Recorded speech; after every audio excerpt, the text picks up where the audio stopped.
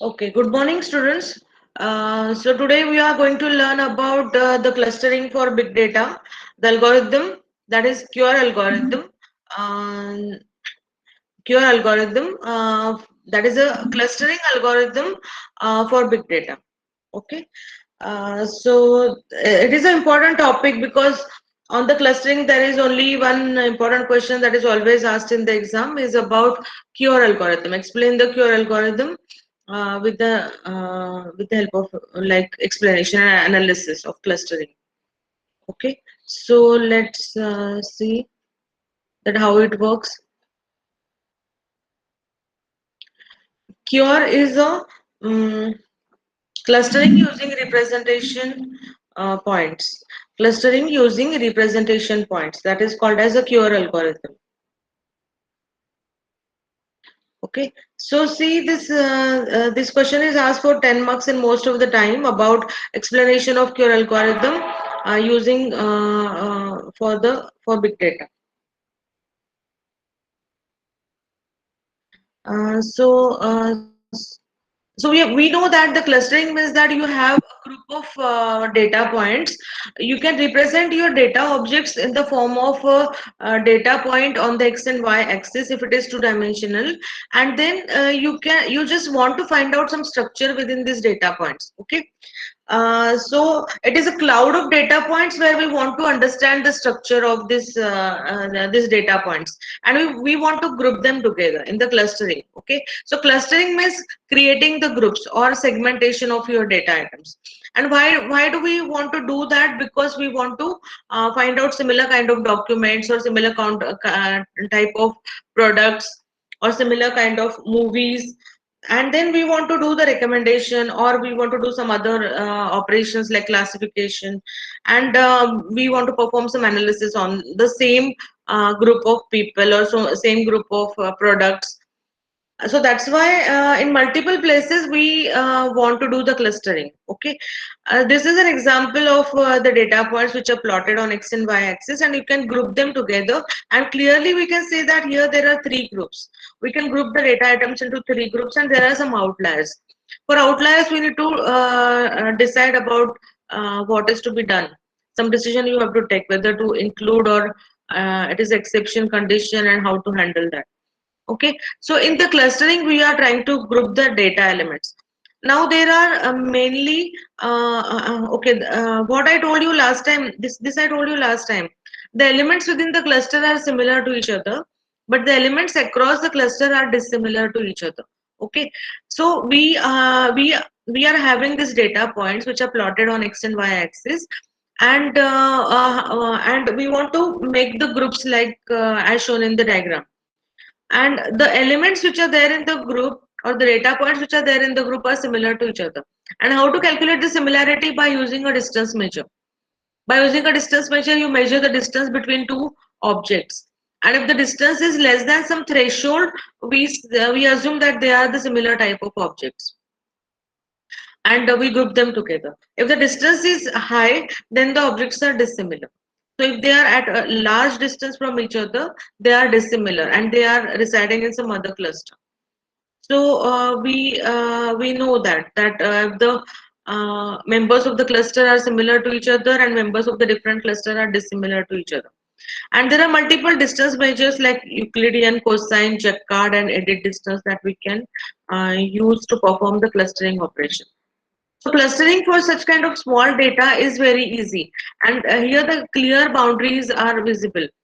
In that case it is easy, but in the real world it is not easy, because in the real world your data is huge data, and if we represent this data in the form of colored data points, then you see such kind of huge information is there in the clustering, and it is a hard problem in real world because there are many clusters and the clusters are overlapping with each other.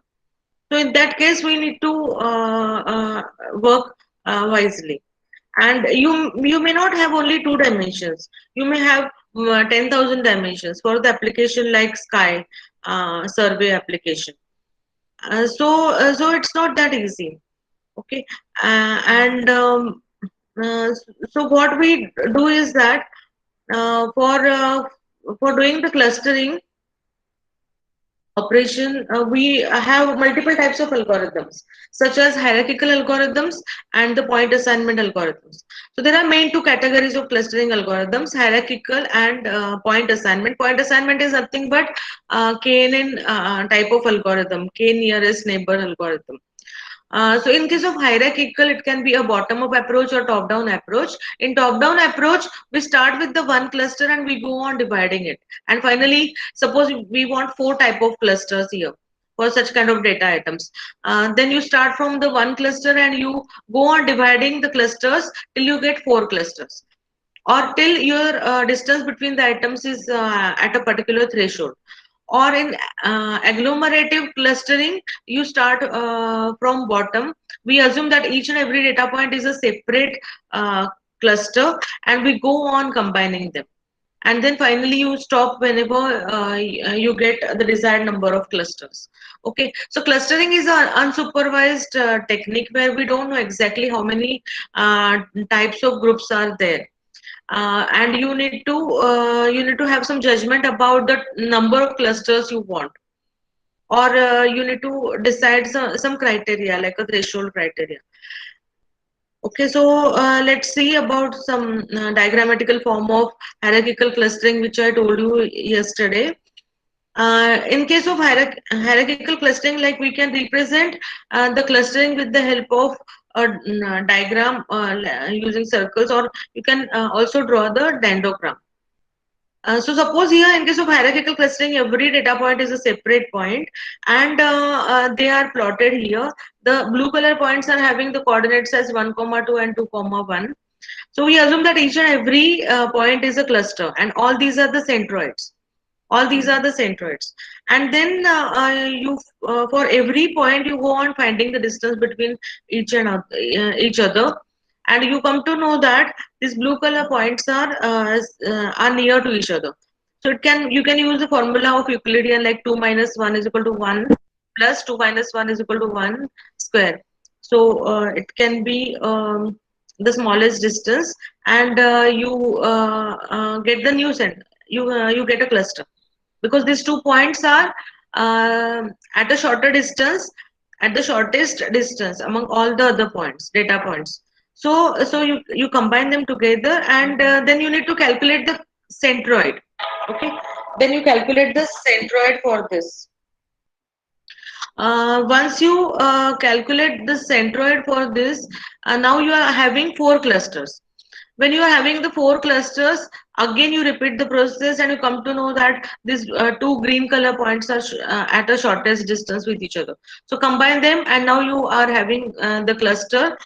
Calculate the centroid for the cluster, and then there are four clusters. Then again check the distance between this point 0, 0 and x of blue color centroid, which is the shortest distance. So combine them, and you get a new centroid. Okay, so what we do in case of hierarchical clustering is that, like here we can stop with the two clusters. What we can do in the what we are doing in the hierarchical clustering is that you assume that all the data points are separate. Each and every data point is a separate cluster, and then you go on combining the clusters depending on the distance between 2 points, and you stop whenever you get desired number of clusters. Okay, so this process, this algorithm is very efficient. It gives you proper clusters with the features and correct answers compared to the other algorithms, but it doesn't work well with the big data. It works well with whenever it assumes that all the data is there in the memory. All the data items or data points are there in the memory, and your data is residing in the memory, and it has to calculate the distance between 2 points again and again. Okay, so this algorithm is very efficient, but its complexity is high, and it is assuming something called as a centroid. Centroid is the artificial point. Centroid is the artificial point, which is it is not an exact point. It is calculated by you as an average of all the elements inside the cluster. So it assumes that it assumes the Euclidean space. So if you are having a non-Euclidean space, then you cannot. Uh, then it is very difficult. to work with such kind of algorithm. In that case, we cannot use the centroid. For that, we can use something called as a clusteroid. And clusteroid is the point inside the cluster, and this point is a point such that it is closest to all other points. Clusteroid is a point inside the cluster which is the closest point from all other points of the cluster. So we need an algorithm where we can work on the clusteroid, because our in case of big data, it is difficult to calculate the centroid. And so the complexity of hierarchical clustering is order of n cube. And with the proper implementation, it can be reduced to n square log n. Okay. So just to have a summary of hierarchical clustering. Hierarchical clustering is a bottom-up approach. In case of hierarchical clustering, you assume that all the data points should be there inside the memory. It is an efficient algorithm, but it works well with the small amount of data. It assumes that all the data items are there inside the memory, and each data item is a cluster and centroid in the beginning. You go on calculating the distance between two points, and the shortest distance wale data points are combined together in a cluster, and then you calculate a new centroid, and then again you calculate the distance of other points from the centroid, and the points which are near to the centroid are added inside the cluster, and this process is repeated. Okay. So but it is not working for big data. So for if your data is of large data and a big amount of data, then people use k-means algorithm. In k-means, the Euclidean distance measure is used, and we start by picking some value of k. Okay. We start by picking some value of k, that is, k is the number of clusters, and they are the we assume that they are the non-overlapping clusters that we want. Okay, so how this k-means algorithm works, let's see with the help of example. If these are the data items, and we want our k is equal to 2, we want two clusters from this data points. And then what we do is that in case of k-means algorithm, you randomly pick up a particular point, and then you need to pick up the another point k, which is at a far distance from this x, this previously selected point. So after, and we assume that all these two data points are the centroids. These two data points are the centroids. And now what we have to do is that we have to go through the entire data items, all this data set. You select the point which is you select the point and calculate the distance of this point from these two centroids. So you suppose you are taking this x, calculate the distance of this x from this pink color centroid and blue color centroid, and it should be added to the cluster which is nearby. Okay, so if we have to repeat this process for all the data points. So this particular x is added into this blue cluster. This x is near to this blue cluster, where this x is the near to this pink cluster. So initially, for the first iteration, you are having only 3 data points here in this horizontal cluster, and in this cluster you are having many data points. Then again, you need to once you get the cluster, you need to calculate the new centroid. After calculating the centroid will shift, and then you have to repeat the entire process again. So again, start from the entire data set. So you are visiting this data set again and again. In the second iteration, again take the data point and compare its distance from this both the centroids and add it to the particular cluster. So this way, the clusters will keep on, the data points within the cluster will keep on moving, and then you have to stop when the centroid are not changing, or the data points are not shifting from one cluster to another cluster. Okay, that time you can stop. So that is called as a convergence. When you get the convergence, then you have to stop. Okay, so this way it is working, and at the end you may get this particular two types of clusters where some data points um, um, are are not shifting from each other. Okay, this is the final clustering. So here what is happening is that you are iterating through this particular like there are n number of points. Suppose you are having n number of points and a k number of clusters, and then you may have a t time of iterations, t times of iterations. So then your complexity is order of nkt. Okay, here the complexity is reduced compared to hierarchical clustering algorithm. Suppose you are having n number of points and k number of clusters and t number of iterations, then your complexity is order of nkt. So for small data or the manageable data item, it is not an issue because your number of iterations will not be that high. But for a real world big data, this number of iterations will number of iterations will be very high, and the data means the conversions is not easy to get. Okay, even there is a problem in case of like here how to decide about the k value, like how many clusters should be there in the advance, how to decide about that. So what we do is that we have to do the trial and error method. First, we suppose we assume that for such kind of data items, data points, we assume that there are only two clusters, and then you calculate the average distance from your centroid with all of the points. If the average distance is too high, then it is not permissible. So you divide them and you get three clusters. Now the average distance is drastically changed, and now compared to these two, k is equal to 2. Now here the average distance between the centroid and all other points is less. If you again divide it, now here there is not much improvement in the average distance from your centroid with all other points. So then if it is not much, then it is not a good way to again divide it. Okay, so like if you plot it with the help of a diagram or a graph, you can say that this is a point which is the best value of k. If your k is very small, then the average distance of the centroid with all of the points is very high. If your k, just say k, you go on increasing the k, and at the best value of k, the average distance of the centroid may there is always it is becoming less, and after that the average distance from the centroid to the other data points is becoming constant. So whenever it is becoming constant, before that you need to stop and you need to select this particular value.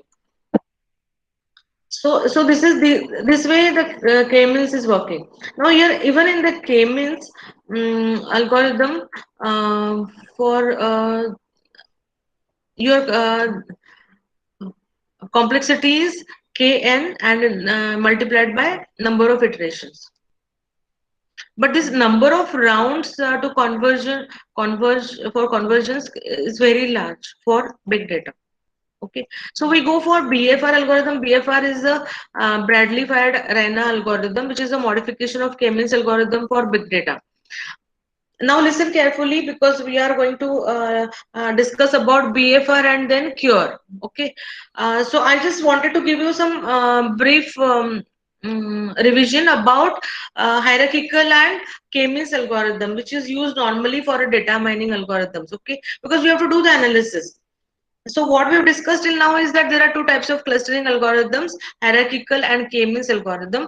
Hierarchical algorithm is very good, but all the data items should be there inside the memory. But the complexity of hierarchical clustering algorithm is up to n cube, and it can be brought down to n square, which is too high, and it is not possible for big data to have such a high complexity. It's not possible to do the analysis.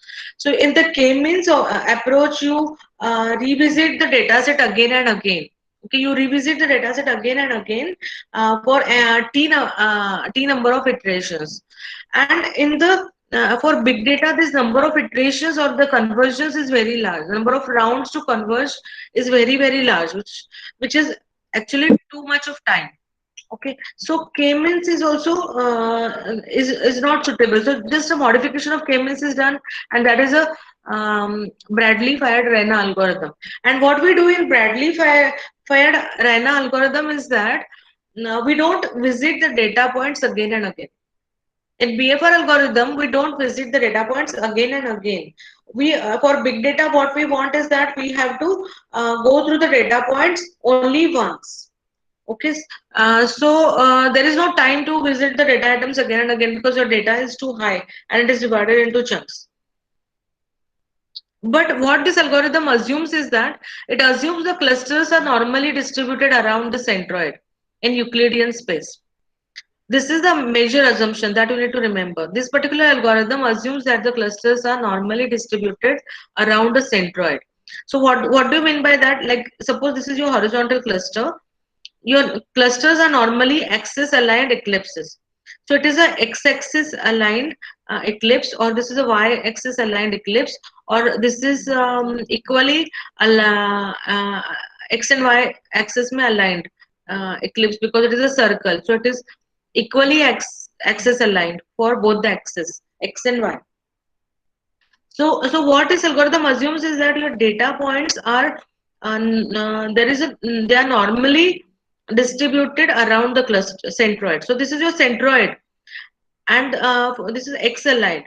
So to the um, to the centroid, the data points are equally distributed to the left and right hand side of this. Suppose you plot it like a graph, bell shaped. It is a bell shaped curve, and we represent this x as a point as a centroid.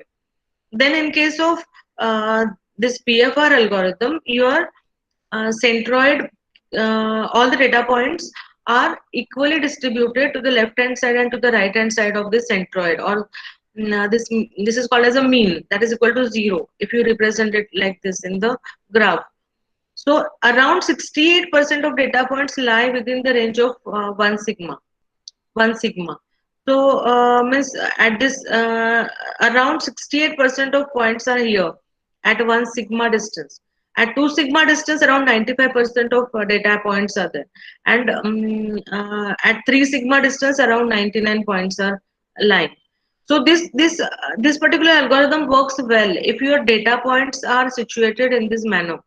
Okay, so what this algorithm properties are that it is x aligned eclipse or y aligned eclipse or both the axis aligned eclipse, or means the circle, and it assumes that all the data points are equally distributed to the left and right side of your centroid. So your centroid is defined as x point here, that is equal to 0. To the left and to the right, the data points are equally distributed. And around 68% of data points are lying within 1 sigma range. And 95% of data points are lying within the range of 95 2 sigma range, plus and minus 2 sigma. And at the distance of plus and minus 3 sigma, around 99% of data points should lie. And then it is working properly. Okay, so these are the assumptions for this algorithm, and in short, we'll see this algorithm how it works. This is your big data. What happens is that the small chunk of data is brought into the memory. This first chunk of data is brought into the memory. All the data items are only visited only once. And when the data point is brought, the first data point is when we read the first data point, then this data point, suppose there are 3 clusters, then with the help of a distance measure, it tries that whether this data point lies in which of the clusters. Suppose it is belonging to this particular blue cluster, then the metadata about the cluster is updated. Okay, so what you do is that you just repeat this process. You take a data point and try to allocate it to a particular cluster, and then if it is belonging to this particular blue cluster, then the metadata of the cluster is updated and the data point is thrown away. Okay, so on this principle it is working. Okay, so now uh, we'll see exactly how it works. So here the information, like there are 3 types of sets which are maintained inside the memory. The memory doesn't contain all the data points. Memory contains only a chunk of data set, a chunk or block of data set, and the metadata information about the cluster is kept into the memory. And inside the memory, along with this metadata, some other information is also stored. So this metadata information about the cluster is in the form of a discard set, and the extra information is in the form of compressed set and retained set. Okay, so let's see how it happens. So what we do is that initially we want some clusters to be created inside the memory. So what is to be done for that? You take a sample of so use a proper sampling technique, and from your big data you select the sample, a good sample. If your sample is not correct, then your algorithm will not work properly. So sampling technique is also important. So initially take a sample of data items. So from your data set, this big data set, take a sample and bring the sample inside the memory. And on that sample, now you can apply the hierarchical clustering algorithm, because it is the best algorithm for small set of data. By using hierarchical clustering algorithm, you identify the clusters, and like these three clusters are created. Okay, that is the first step. So this is what is written, it is written over here. And then while taking the sample, what we can do is that you take a point, first point. Suppose you want to have n number of points as a sample. So take the first point. Now whenever you are selecting the second point should be selected in such a way that the distance between these 2 points is too high. So there are then it will become a part of the sample. Now you take the third point, and the third point distance from both of these points should be very high. So like this, you select the points which are at distance apart in a sample, in a good sample. So you get the proper clusters. Okay, so first step is to take a sample, apply the hierarchical kind of algorithm, and get the clusters. And now I'm assuming there are three clusters. So if I'm having three clusters, with respect to this three clusters, this information is discard set information is stored inside the memory. Okay, for every cluster, discard set is stored inside the memory, and this is some extra information. Okay, so we'll see how it is working with the help of this diagram. Okay, so suppose you are having a particular cluster created by the hierarchical clustering algorithm. Then for this particular cluster, the discard set information is stored. Discard set means that now you have to revisit. Now you have to start visiting the data points, your big data. Okay, are you understanding? First, we take a sample. On the sample, apply the hierarchical clustering algorithm and get the clusters. I am assuming that there are three clusters, but here in the diagram only right now I'm showing only one cluster. So with respect to every cluster, this discard set information is stored, which is a summary of the cluster.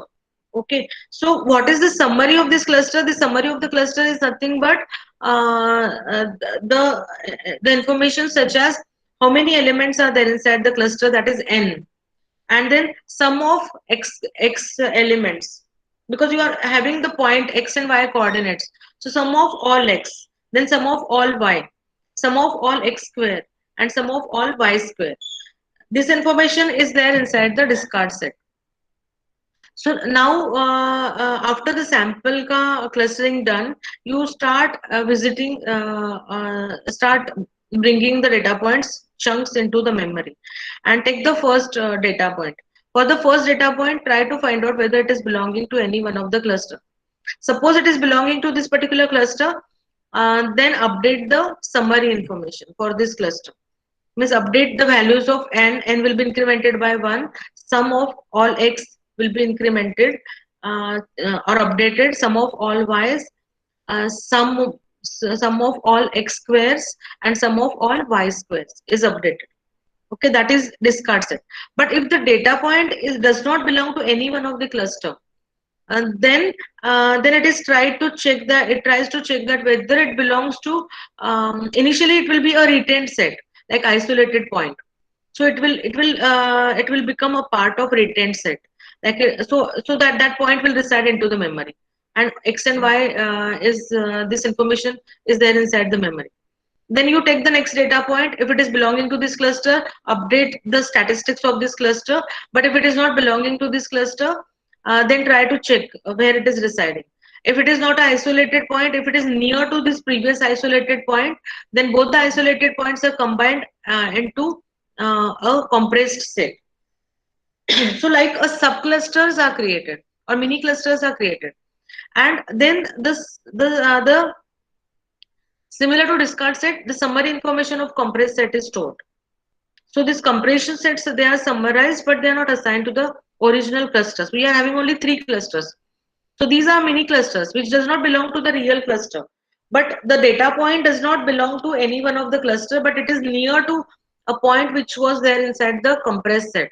So it will be added inside the compressed set, that is a mini cluster, and the mini cluster ka statistics is updated.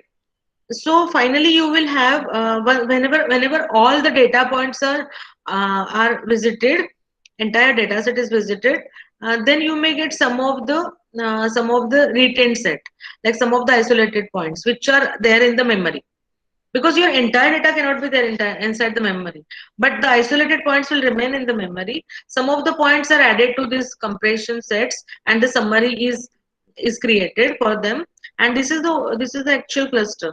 Uska summary is maintained. Okay, and now then once all the data points are visited, then what we do is that we try to merge or try to add these compression sets inside a particular cluster by calculating their distance from the centroid, and if possible they are merged together inside the original clusters. So the summary that is calculated is number of points inside the cluster. For every cluster, the summary information is generated. That is the number of points n, sum of all the ith component. So sum of all x, sum of all y, sum of square x squares, and sum of all y squares. And why this is important? Because once you have this information, then you can do any kind of analysis. Whenever whatever the clustering के बाद में whatever analysis you have to do, that everything is possible if you have this particular statistics with you. This from the statistics you can recover or you can do anything, any operation of the cluster. So that's why this is mathematically proved. So this way the information is stored. And also we assume that the clusters are X aligned, or the clusters that are generated are of oval shape. They are either X aligned or Y aligned, and the data points are equally distributed. These are the things which are always okay. Now,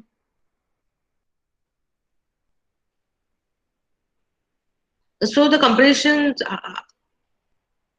these are the steps. Then after the last round, like merge all the compressed sets into CS and all RS points to the nearest cluster. Okay, we do that. Okay, once everything is done, merge the CS to the nearest clusters and RS points to the nearest clusters. And then finally you get the clusters. This everything is merged. These compression sets are merged with the clusters which are near to them, and isolated points are merged with the clusters which are near to that particular clusters. Okay, so there are multiple decisions to be taken, like how do we decide if the point is close, so which distance measure is to be used. So here Malin-Hobby's distance measure is used to calculate the distance between the points, and how to decide whether two compressed sets can be combined into one. That is also or how we decide that a particular point is belonging to a cluster with the help of Malin-Hobby's distance measure. Okay, so this algorithm uses that distance measure. Now, what is the problem of this particular BFR algorithm? Okay, so we are going to see now the Cure algorithm. It's a very small algorithm. It's not very big algorithm. Here, in what so now listen carefully. The problem of BFR algorithm is that it can find out the clusters of this kind, like eclipse. The size of the cluster is eclipse. Points are equally distributed across the centroid, plus they are X aligned or Y aligned. Suppose you want to find out a cluster like this, which is a tilted cluster and not aligned to X and Y, then it is not possible to get such kind of cluster. Or if you want to find out a cluster which is an irregular shape, like such a bell shape, then also this BFR algorithm, which is a variation of K-means, it cannot find out such kind of clusters. Okay, so k-means में क्या करते हैं हम लोग? We get a point, we compare that point with all the centroids of the existing clusters, and the जो nearest distance है where we add that point inside the cluster. So BFR maybe we are doing that way only, but we are visiting the data points only once, and we are keeping the statistics about the cluster in the memory, because it is not possible to keep all the data items inside the memory, or the entire cluster inside the memory. So we keep the summary information about the cluster in the memory at a time, and we discard the point.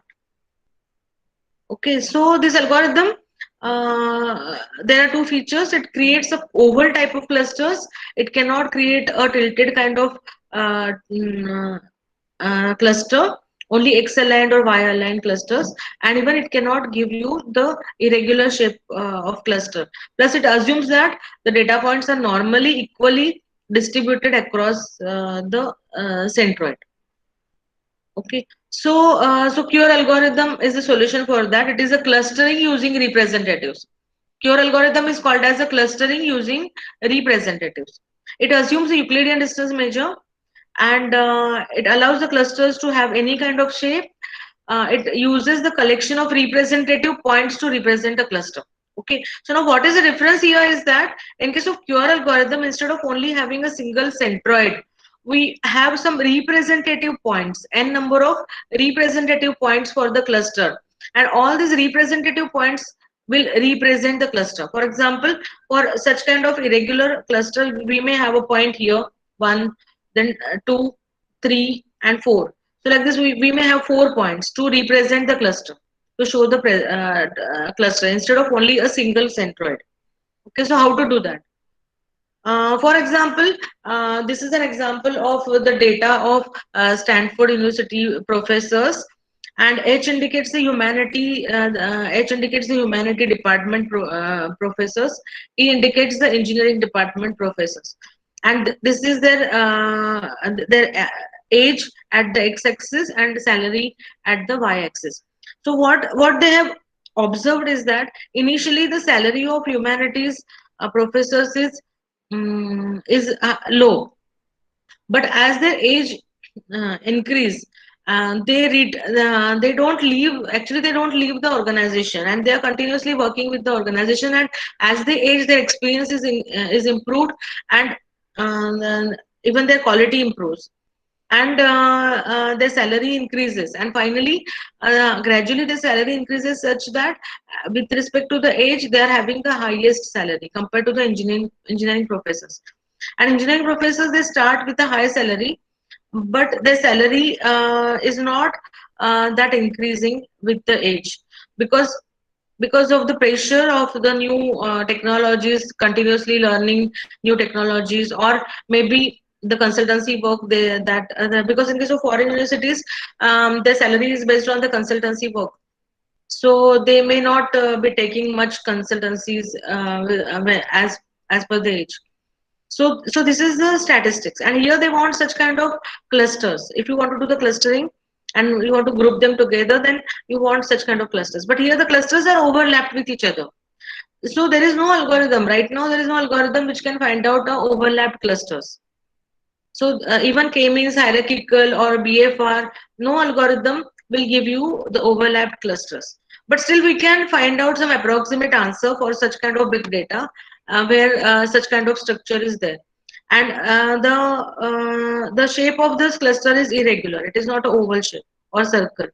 So this QR algorithm can find out here the clusters. But what it will do is that instead of giving you two clusters, it can create three clusters, where it can give this as a first cluster, this part as a second cluster, and the overlap portion as a third cluster, and it can give you some approximate answer. And it is proved that for big data it is not for the analysis. Even if you get a 50% accurate answer, from that also you can do some you can get some insights. So um, so there is so approximate answers we can find out, and from that we can judge something. Okay, so what we do in case of Cure algorithm is that, again here the first step is to create a random sample, okay, that fit into the memory. So use a proper sampling technique, and bring the sample inside the memory from your big data. Okay, and how the sampling is done, you take a point first, you take the second point. One of the technique is you take the second point which is at a far distance from this particular point, Then you select the third point, which should be at very high distance from these 2 points. Like this, you take some sample and apply the algorithm such as the hierarchical clustering algorithm and get the initial clusters. Okay, so similar to BFR, the step is same. Get a sample, bring the sample inside the memory. All the data points are there in the memory of the sample. Apply the hierarchical algorithm, which gives you good results, and you have the initial clusters residing inside the memory. Okay.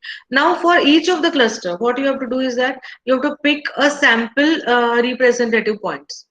Okay, sample k representative points. For example, you take take the first first point from the cluster. Then you select the next point, which is at a far distance from the same technique. This particular first k. K plus 2 is at far distance from k and k plus 1 point. Like this, you take the k points which are at which are dispersed as possible. After that, you need to move these points towards the centroid of the cluster by 20%. Okay, so let's see with the help of example or diagram. Like here, initially you get these particular clusters. But with the help of hierarchical algorithm for such data, you get 3 clusters. Now assume that for every cluster you have to do this operation. For this cluster, you have to identify the representative points. So maybe you pick up the 4 points, which are remote points for each cluster, and these are called as a synthetic point. For example, you may say that you have selected the first representative point for this cluster. Then at a far distance, you select another point, then the third point and the fourth point. Like this, you select the 4 representative points of the cluster which are representing the cluster, and then you move them by 20% inside. So they are totally residing inside the cluster. And now these are the 4 representative points for the cluster, and you have to repeat this process for all 3 clusters. After that, now you have to revisit. Now you have to visit the data set, your big data. So take the first chunk of data, bring that chunk into the memory, and start comparing each data point. Now you take the first data point and compare with all this. Suppose here you are having 4 representative points, 4 representative points here, and 4 representative points here. So you are having 12 representative points. So bring your data item inside the memory, compare it with all these 12 data, representative points, and calculate the distance by using a distance measure, Euclidean distance measure, and add that point to the cluster whose distance is very small. So near, as per the nearest, like KNN algorithm. Okay, so you rescan the whole data set, visit each point P in the data set, and place it in the closest cluster. And what do you mean by closest? The closest representative to P is by calculating the distance of P from all the representative points, and the closest or the nearby representative point K, where there you have to place this point. Okay, so this way it is working. So we can revise QR. QR is a clustering using representative points. Your algorithm is a clustering using a representative. This is asked for 10 marks. So create the background and then discuss with all other algorithms, and then you explain this algorithm with the help of example. Okay. So let's summarize QR. QR is a clustering using representative. This QR algorithm can give you the clusters of irregular shapes. Even there is no need to have your data distributed equally across the centroid. It can give you any kind of any shape of cluster. There's no because your BFR algorithm can give you only X aligned or Y aligned axis clusters. Here, QR can give you any kind of clusters, any shape, and any no need of axis aligned. Okay, so like this. And what we do in this algorithm is that you pick up the random sample that fit into the memory. On the sample, apply the hierarchical algorithm, which is the best algorithm of clustering. So hierarchical algorithm is applied on the sample. You get the initial clusters. For the initial clusters, you pick up the k representative points. So how to select the k representative points is that first you select a representative point of the cluster, then select the next point which is at a far distance, select the third point which is at a far distance from both the points, then select a fourth point which is again at a far distance from all three points. So like this you have to select the representative points, then shift the representative points by 20% inside the cluster, and now you revisit your rescan your data set, take the point and calculate the distance of this point with all the representative points, and you place it in the closest cluster. Okay, and that's it. So this is about algorithm which works well for the big data, because you are visiting your data only once, and there are no n number of iterations. Okay, only n number of comparisons are there. So the clustering may these are the things which we have studied. That clustering means given a set of points with the notion of distance between the points, group the points into some number of clusters. And the algorithms are agglomerative hierarchical clustering algorithm, K-means algorithm, variation of K-means is BFR, and BFR ka problems are solved in Cure algorithm, that is clustering using representative points. Okay, so here the K-means the complexity of hierarchical clustering is order of n cube. It can be brought down to n square log n. K-means ka complexity is order of n k t, where n is equal to number of points, k are the number of clusters, and t are the rounds or iterations. Okay, but in real world for big data, this k, this number of rounds t is too high, so it will not converge. The clusters don't converge sometimes. So variation of K-means is BFR, where in BFR we don't revisit the data points again and again, and there are no multiple rounds, only one round is there. But in case of BFR algorithm, we keep the statistics. We use a sampling technique. With the help of sampling technique, you take a sample. On the sample, you apply the hierarchical clustering algorithm. You get the initial clusters, and for the initial clusters, you keep only the statistics about the clusters. And what is the statistics? Total number of elements inside the cluster, that is n, sum of all x, sum of all y, sum of all x square, and sum of all y square.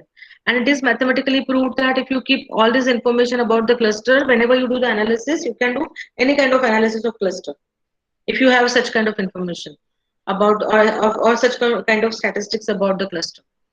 So in this algorithm, with sampling, you create the initial clusters, keep the statistics about the clusters in the form of DS. Okay, now you start visiting your big data. Take the block inside the memory, take the data point, try to add it into the existing cluster. If it is not getting added, then it is kept as a discard set or isolated point.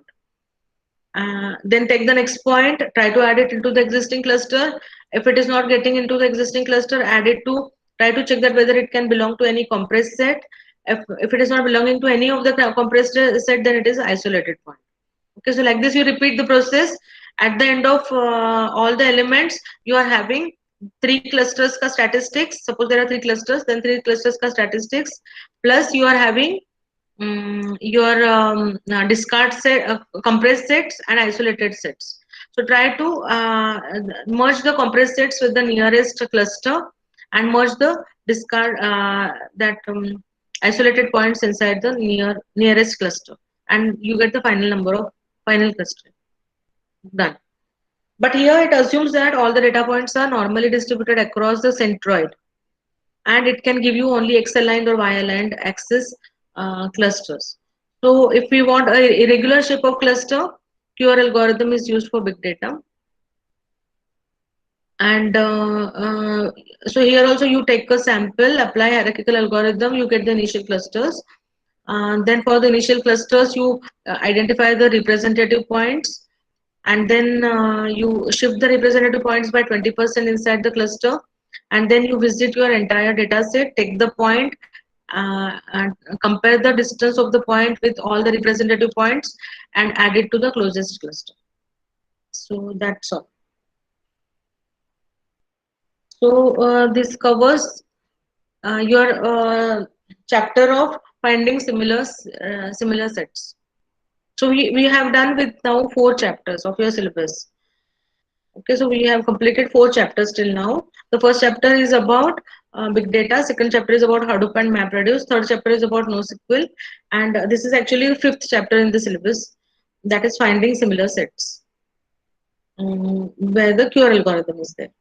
Okay, so from next week we are going to start with the new chapter, that is the data stream mining, which is a very important and interesting chapter. Okay, like suppose you are having a sensor data like IoT data and your data is continuously generated, then how to do the analysis on that particular data. So we'll start with that chapter next time.